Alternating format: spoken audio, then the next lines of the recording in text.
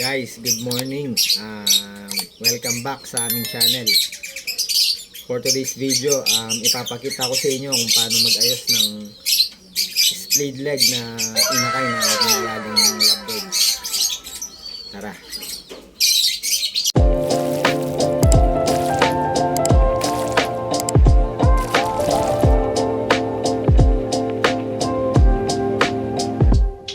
So guys, kanina nung nagpakain ako dito sa mga alaga natin, no, sinilip ko yung anak nila, yung inakay nila, yung pinaposter natin.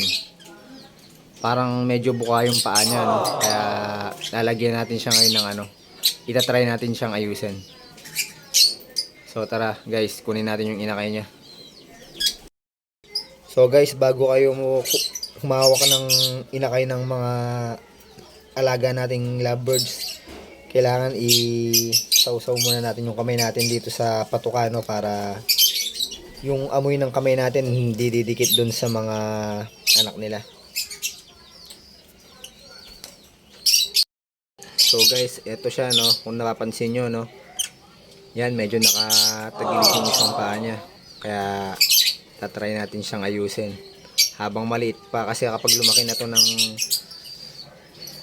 mga 2 months na, hindi na natin kayang ayusin yun. Kaya habang maliit pa, ayusin na natin. Kunin natin yung anak nila. Hiramin muna natin sandali.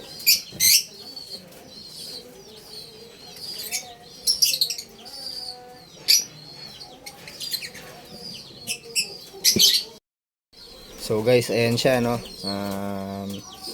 Medyo buka talaga yung paa niya. Kaya habang malit pa, ayusin na natin.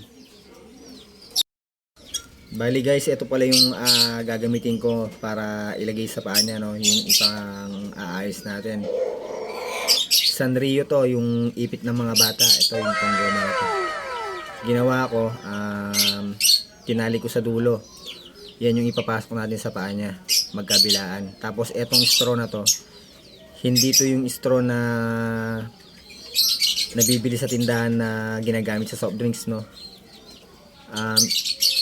Straw to sa sa alam ko yung sa aquarium to eh. Dun may stock akong ganito, kaya ito yung kinuha ko.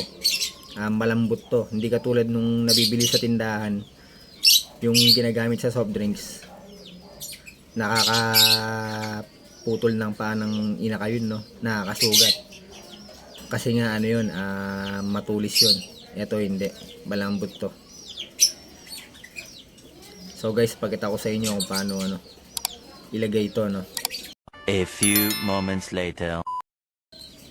So guys, kapag naglalagay tayo ng ganito, dapat daan-daan tayo, no, baka mapilay yung inakay ng alaga nating African. Yun, papakaano lang na natin.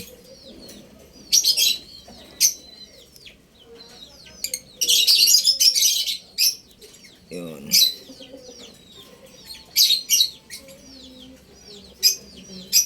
Tapos sa kabila naman.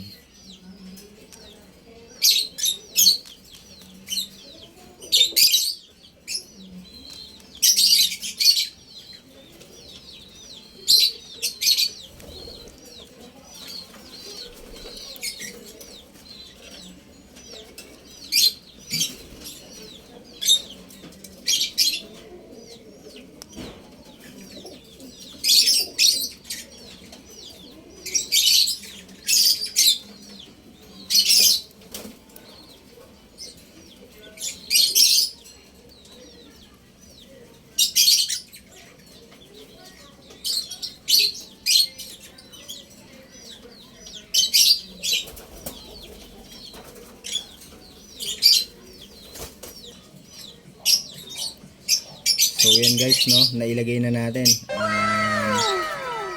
Sana umayos pa yung paa niya.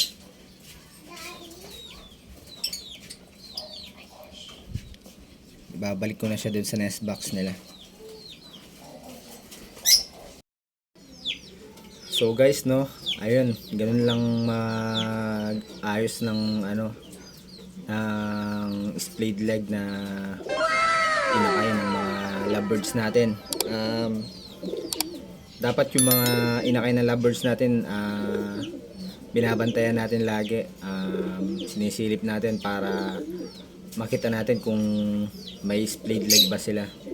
Kasi pag di natin tinitignan, no, tapos lumaki na yung inakay nila, wala na, hindi na maaayos yung paa niya.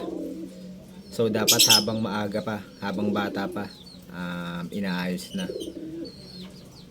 Yung iba, ginagamit nila yung straw, no, yung straw ng soft drinks. Kaya lang hindi ko nire-recommend yun kasi nakakasugat ng paa ng ibon yun.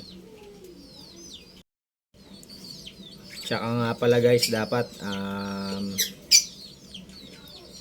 binabantayan natin yung nesting material ng mga alaga nating African sa nest box nila. Kasi kung wala silang nesting material doon, na nagiging cause yun ng pagka splayed leg ng mga inakay ng mga alaga nating African. Yung Alps 1 natin, no, yung mga Alps 1 kasi hindi sila marunong masyado mag nesting ng malunggay, kaya konti lang yung nesting nila dun sa nest box nila. Tapos yung nilagay kong kusot,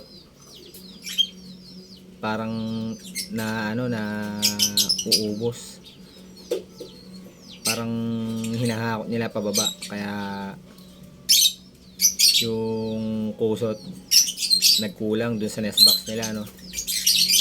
Kaya kung mapapansin nyo dun sa mga nauna kong video, nung kakapisa pa lang nung anak yung pinaposter natin, kulang yung nesting material nila. Kaya yun, nag-cause siya ng splayed leg dun sa inakay natin. Yun guys, no, para hindi mag splayed leg yung inakay ng mga alaga nating lovebirds, kailangan magbigay tayo ng kusot sa nest box nila. Tapos hanggat maaari, bigyan natin sila ng sanga ng malunggay kasi ginagawa din ng nesting yun. Pero wag nyong masyadong damihan, yung sakto lang. Kasi kapag masyadong marami, tapos nangitlog sila ng marami, kuwari naging 5 yung itlog nila, nagsisiksikan sila dun sa isang lugar. Kasi yung mga alaga nating lovebirds, parang nagbubuhay ng pabilog dun sa nest box, no, tas dun sila mangingitlog. Kaya yung suggest ko, nasa sa inyo lang naman, no, kung gusto nyong gayahin, huwag kayo masyadong magbigay ng maraming malunggay. Yung sakto lang, yung makikita nyong may saktong nakalatag na malunggay dun sa nest box nila. Tsaka nga pala guys, no, after 1 month, pwede na natin tanggalin yung goma na nilagay natin doon sa paa ng mga inakay natin. Tapos i-check natin kung okay na siya. Kapag napansin natin na hindi pa siya okay, ibalik natin. Tapos hintay ulit tayo ng mga 2 weeks or 3 weeks, ganyan. Saka natin ulit tanggalin. So yun guys, hanggang dito na lang yung video natin. Sana marami kayong natutunan dun sa mga pinakita ko guys, no. Huwag nyo sana kalimutan mag-follow at mag-subscribe sa aming Facebook page at YouTube channel. Maraming salamat mga kaibon, mga kalapatids. Ingat and God bless.